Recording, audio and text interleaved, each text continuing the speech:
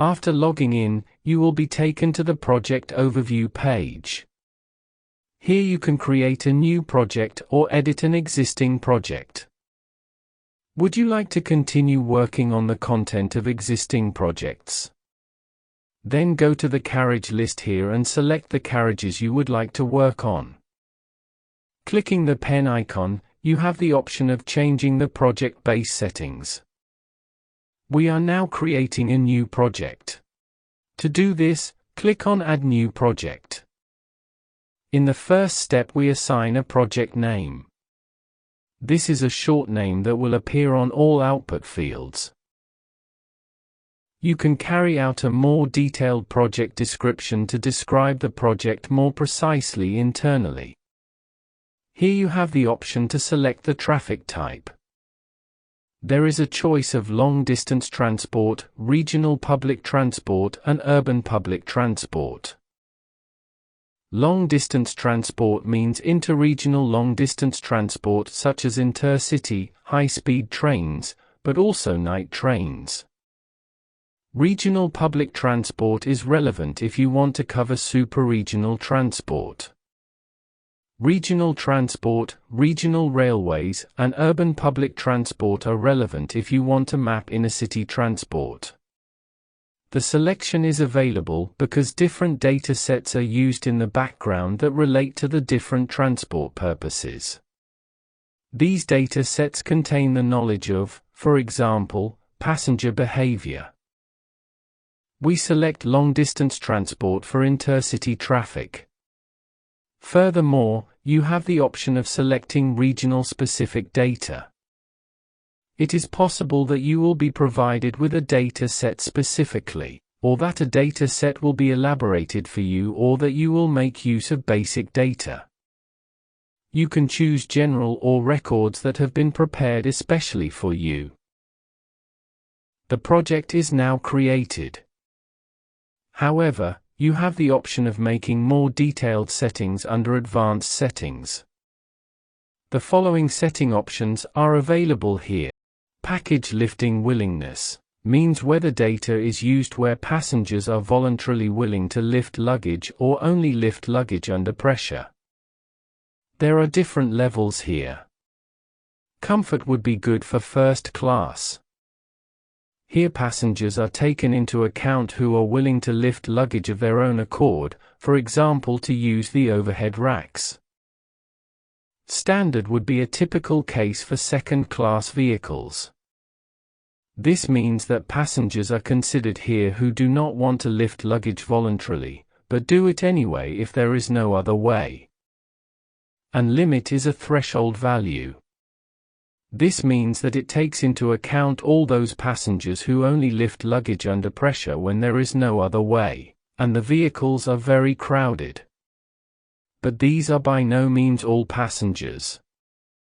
You can also leave the default setting. Default always selects the standard setting for second-class vehicles and the comfort setting for first-class vehicles. Here you still have the option of choosing a different seating or standing capacity. For the purpose of luggage accommodation and seat usability, it is of course only sensible to occupy a vehicle 100%, because you want to see if a vehicle is 100% occupied, whether the luggage can then be stowed or not. For example, if a vehicle is only 50% occupied, then there are also enough seats free and there is less luggage on the train. This means that you have not taken into account the full capacity of the train. The same applies to standing room, especially on local transport. By default, a value of 100% is always set. This means that you want to use the maximum possible occupancy of seats and standing room for the calculation. Here you can select the passenger change for the output. By default, the passenger exchange is calculated for 100% of the passengers. However, you can also say that you want to have a different calculation, for example, only 60% of the passengers. You also have the option to select a different value for boarding and alighting passengers. That means 60% of the possible passengers get on, 40% of the possible passengers get off. Alternatively, you can enter an absolute value instead of the percentage value. Generally, the values are given as a percentage. Here you can find values for standing room density. By default, the value for 0 people per square meter is set here, since we have selected a long-distance transport type. Would you nonetheless like to consider standing room?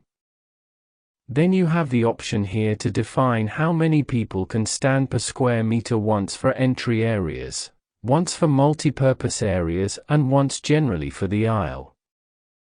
Standing room is unusual for long-distance vehicles, which is why the setting 0 persons is pre-selected here. For example, if you choose a different transport mode, such as urban transport, you will see that there are different standing room densities by default. However, these possible standing space occupancies deviate from the standards. Norms often specify values such as 4 persons per square meter. These values here refer to capacity utilization levels that can be achieved in reality. For a passenger changing time calculation, it is pointless to assign 4 persons per square meter for all standing areas, because in reality they create an overcrowding situation. And this results in very high passenger changing times. It therefore makes more sense, here in case of urban transport, to operate with the settings that are predefined and that have been scientifically established, and represent sensible limit values in reality. We go back to the long-distance transport suitable for our intercity train and use the setting of 0 persons here. You therefore do not need to adjust the values. In addition, you have the option here to change the age distribution. Here, an age distribution is given by default, which corresponds to a certain average experience value.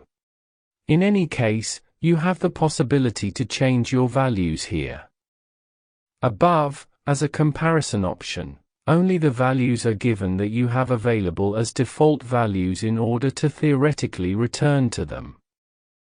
You can change the values here and then see that they have reached a total of over 100%. These percentage values must add up to 100%. Here you have different age categories, here female and male as genders. The age distribution has an impact on the luggage carried and on the passenger change time, as well as on the accommodation of the luggage, because different people behave differently. For example, older people have difficulties lifting luggage or boarding over several steps, which therefore the passenger change takes longer. These are all the settings you can take to create a project. If you do not intend to deviate from the default values that are used as a basis, then you do not need to fill in the advanced settings at all, but only the area shown here. Alternatively, you can also fill in the advanced settings. Then click on Save and your project is created. This project now also appears in the project list. And if you go to the pencil, then you can change the data that you have defined here. If you now want to continue with the project, you can either continue working on existing carriages under carriage list, or, as in our case, create new carriages for a new project.